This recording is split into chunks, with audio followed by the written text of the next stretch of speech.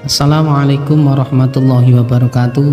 Sahabat cerita santri yang dirahmati Allah Subhanahu wa Ta'ala, menjawab pertanyaan dari saudara kita. Pertanyaannya yaitu, Ustadz, bagaimana hukumnya uang masjid atau uang kotak amal masjid ini digunakan untuk acara HBH atau digunakan untuk kegiatan yang lain?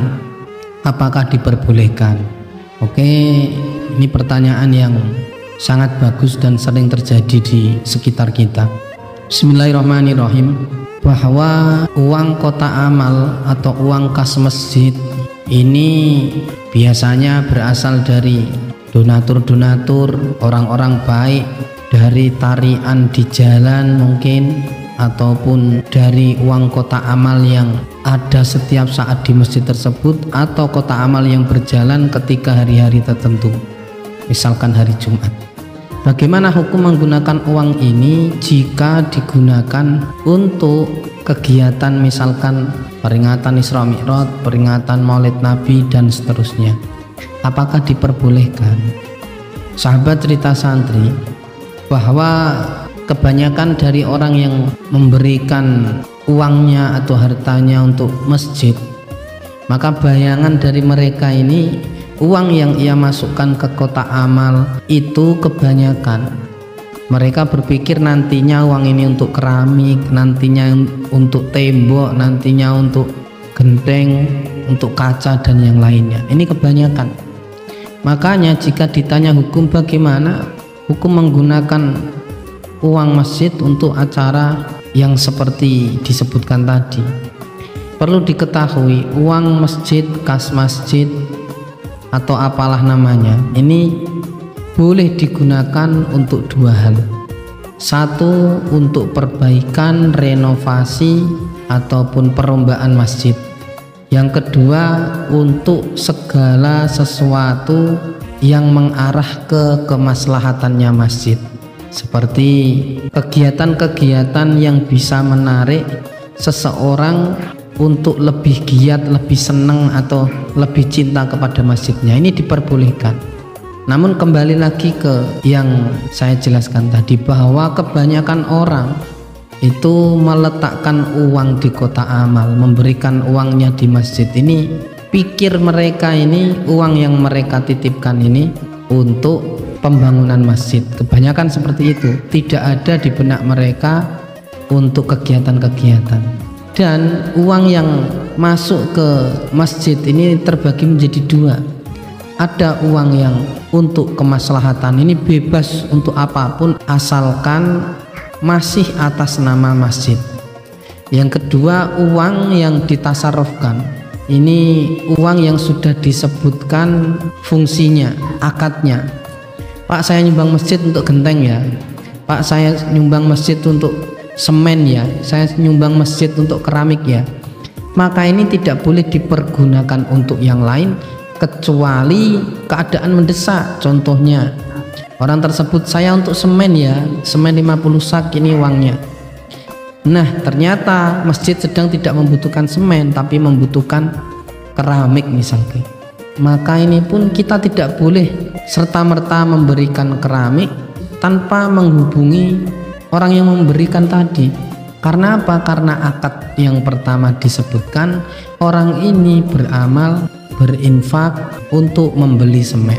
Makanya ketika digunakan yang lain, seyogianya ini pamit. Dan untuk acara-acara seperti maulid, seperti Isra Mi'raj, seperti nuzulul Quran, ketika menggunakan uang kas masjid ini diperbolehkan, tapi secara adab. Kalau secara hukum sah, tapi kalau secara adab lebih baik kita menggali dana baru, misalkan menarik iuran masyarakat lagi untuk mendirikan atau mengadakan pengajian. Ini lebih afdol. Untuk apa? Untuk menjaga perasaan orang yang memberi tadi. Siapa tahu ia berharap dengan uangnya yang dulu diberikan itu memang uang yang tinggal segitu ia relakan untuk disumbangkan karena waktu itu dia berpikir masjid sedang membutuhkan keramik, masjid sedang membutuhkan sajadah misalnya, ia menyempatkan, ia merelakan uangnya yang tinggal segitu saja untuk kemakmuran masjid. Yang kemakmuran masjid ini ia khususkan untuk membeli sesuatu yang waktu itu ia anggap masjid tidak mempunyainya. Nah, ketika seperti ini, jika uang itu kita gunakan yang lain, takutnya kita menyinggung perasaannya. Sekarang kita balikkan kepada diri kita. Misalkan di masjid tertentu kita tidak tahu masjid itu milik siapa, masjid itu seperti apa, kesehariannya kita tidak tahu seperti apa. Tiba-tiba waktu kita sholat di sana ada pengumuman, ini untuk acara kemakmuran masjid misalnya, atau masjid sedang mempunyai hajat dan membutuhkan dana, kita siapa saja yang mau menyumbang maka dipersilahkan. Waktu itu kita sholat, kita tergugah karena ada pengumuman, kita memberikan 1 juta misalnya, bismillah lah, saya berikan 1 juta menyumbang untuk masjid, pasti berkah dan insya Allah tidak kurang. Kita beranggapan seperti itu. Tiba-tiba 2 bulan ke depan atau suatu saat kita kembali ke masjid sana, kita tahu bahwa masjid itu bukan golongan kita. Misalkan kalau kita Nahdlatul Ulama, wong NU misalnya, ternyata masjid itu masjidnya Wahabi, apa kita tidak gerundeng? Wah, asem, kemarin saya nyumbang 500, nyumbang 1 juta, jebuli masjid orang tersebut, atau masjidnya orang Salafi misalkan, kan kita pasti gerundeng. Atau sebaliknya, orang Muhammadiyah misalnya, orang Salafi, ketika di masjid kita ada tarian, masjid akan mengadakan kegiatan atau masjid sedang membutuhkan dana, kemudian ada yang menyumbang banyak pula, dia tidak tahu kalau itu masjid kita yang notabene bukan golongan mereka, pasti mereka gerundeng. Nah, seperti ini kita menjaga perasaan orang yang memberi. Kesimpulannya bahwa uang yang ada di masjid, uang kas masjid itu berasal dari 3 sumber. 1, sumber donatur. Yang kedua, dari sumbangan kotak amal atau tarian mungkin ada.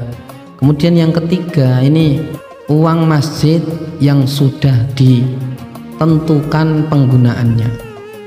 Ada orang yang bersedekah, berinfak, dia mengkhususkan untuk apa. Ini 3 ini. Yang 1 tidak boleh diotak-atik, wajib apa yang diakadkan maka itu yang dibelikan. Kemudian yang 2 ini bisa untuk membeli, membangun, atau untuk kemakmuran masjid bisa. Dan memakai uang kas masjid untuk acara-acara di masjid, santunan anak yatim, untuk acara Isra Mi'raj, nuzulul Quran, ini diperbolehkan penggunaannya, tapi secara adab, secara lebih afdolnya, lebih baik menggalang dana baru daripada menggunakan kas masjid yang sudah ada. Kalau penggalangan dana ini belum cukup, baru menggunakan kas masjid, ini lebih baik. Kenapa? Untuk menjaga perasaan orang-orang yang mensodakohkan hartanya di masjid. Oke, mungkin hanya itu. Terima kasih. Wassalamualaikum warahmatullahi wabarakatuh.